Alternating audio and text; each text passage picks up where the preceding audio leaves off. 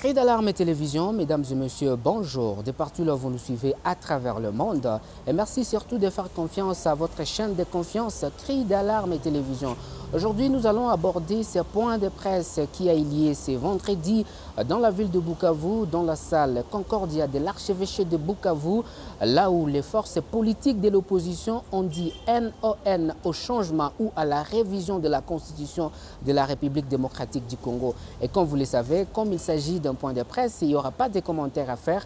Mon nom, c'est Daniel Kaoukula à la présentation. Merci à Vincent Boami qui a assuré le finance et la technique. On va juste vous plonger, on va vous appeler à suivre l'intégralité de ces points de presse ou de ces déclarations des forces politiques de l'opposition et certaines forces sociales en province du Sud-Kivu. On vous l'a dit, la déclaration a été lue par Madame Yvette Roubouillet, qui est la secrétaire exécutive provinciale adjointe du PPRD. Voilà, suivez ça. Déclaration de forces politiques et sociales de l'opposition du Sud-Kivu contre la dictature et les changements de la Constitution. Dans ses adresses à Kisangani et de Lubumbashi, en date de 9 et 16 novembre 2024, M. Félix Tshisekedi Tshilombo a confirmé sa volonté de changer la Constitution du 18 février 2006.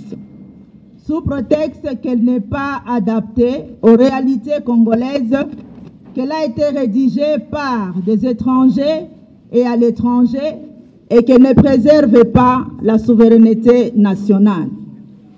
Nous, forces politiques et sociales du Sud-Kivu, porteuses des aspirations profondes du peuple congolais, après avoir suivi avec consternation M. Félix Tshisekedi sur sa volonté de changer la Constitution, déclarons solennellement notre opposition à ce changement ou cette révision de la Constitution, notamment pour des raisons ci-dessus. 1. Contrairement aux affirmations mensongères de M. Tshisekedi prétendant que la Constitution du 18 février 2006 serait l'œuvre des étrangers, celle-ci est issue du travail des Congolais récits à Simisimi, dans la ville de Kisangani. Elle a été rédigée par le Parlement congolais et adoptée par le peuple au référendum dans sa très grande majorité exprimée à 85%. Elle est l'expression de notre souveraineté nationale et ne constitue en aucun cas une opposition ni des belligérants ni des puissances étrangères. La Constitution a été conçue pour assurer le bon fonctionnement des institutions de la République, prévenir le conflit interne, promouvoir et consolider la cohésion et l'unité nationale, garantir les libertés publiques, promouvoir l'état de droit, empêcher les dérives dictatoriales et garantir une alternance démocratique régulière.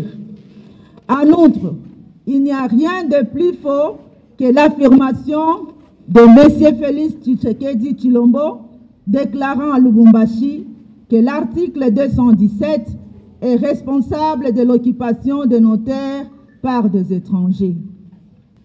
Il confond la notion de souveraineté avec la cession de terres.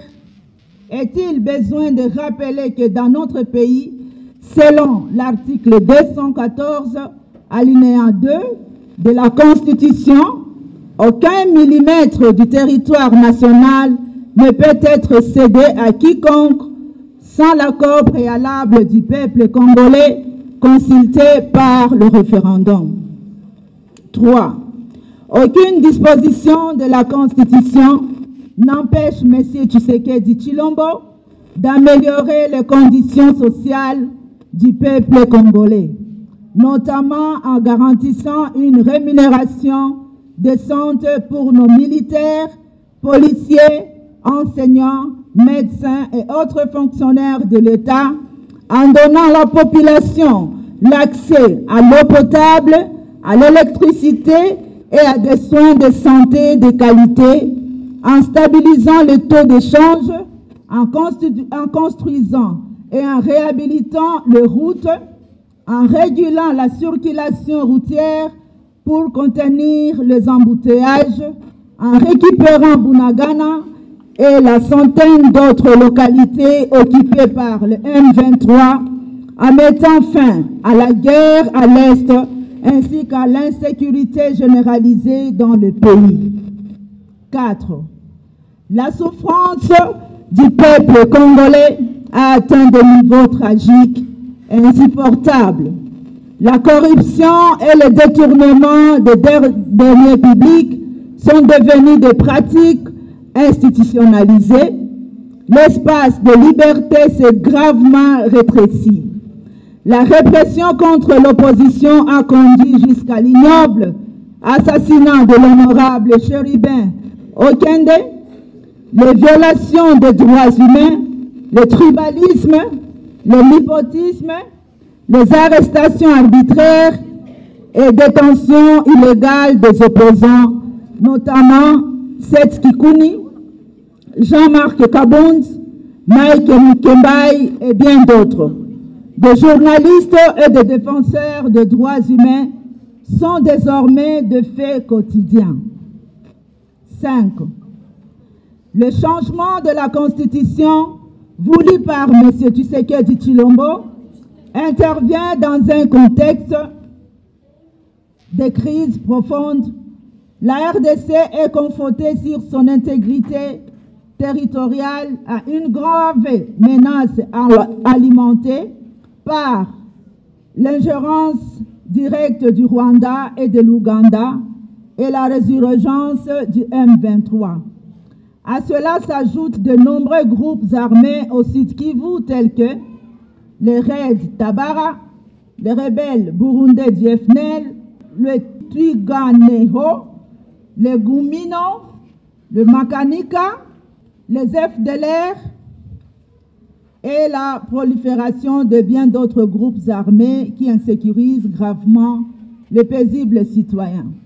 Il en est de même pour les exactions des milices de l'UDPS, abusivement appelées Forces du Progrès, et des Kuluna à travers le pays. Nous assistons encore à des tueries et déplacements massifs des populations du Nord Kivu, du Sud Kivu, plus particulièrement dans le territoire de Calais, Fizi, Mwenga, ainsi que dans plusieurs autres villages et localités de notre pays.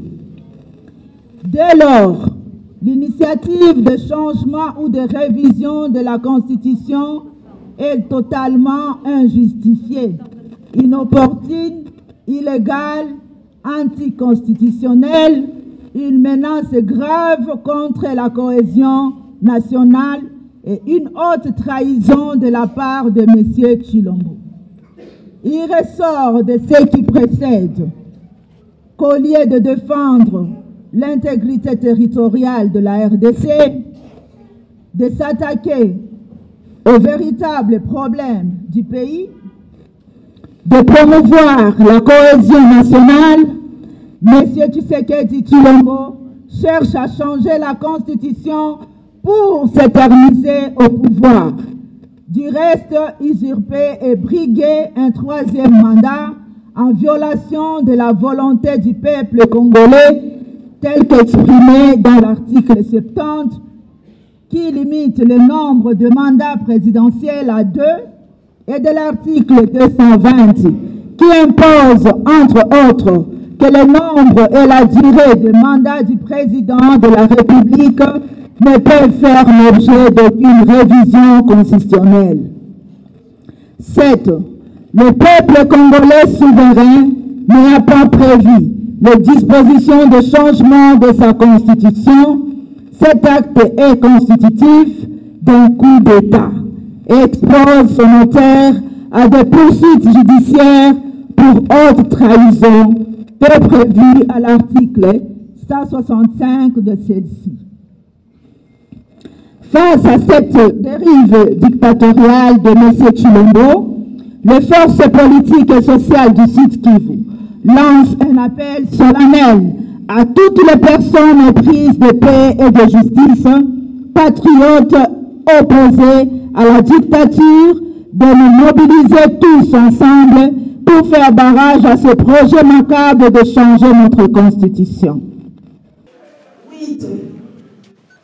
Conformément à l'article 64 de la Constitution, les forces politiques et sociales appellent le peuple congolais à s'élever comme un seul homme pour faire échec à ce plan diabolique visant le changement de notre Constitution et que va consacrer à coup sûr la balkanisation de notre pays, la République démocratique du Congo. De manifestations citoyennes à travers toute la province du Sud Kivu, la ville de Bukavu et ses 8 territoires seront organisées dans les jours à venir pour défendre notre Constitution et barrer la route à M. Félix Tshisekedi, tout en rappelant qu'il sera seul comptable de conséquences y afférentes. Peuple congolais, réveillons-nous. Nous vous témoignons notre profonde gratitude pour votre mobilisation ainsi que votre écoute et comptant sur votre patriotisme. Nous allons très sûrement barrer la route à ce plan diabolique de changement de la Constitution et à toute tentative au 3e mandat présidentiel de M. Félix Tshisekedi, car, dit-on, le peuple gagne toujours. À l'unisson, disons haut et fort, pas de changement de Constitution, pas de 3e mandat à M. Tshilombo ou qui que ce soit. Pas de présidence à vie en RDC.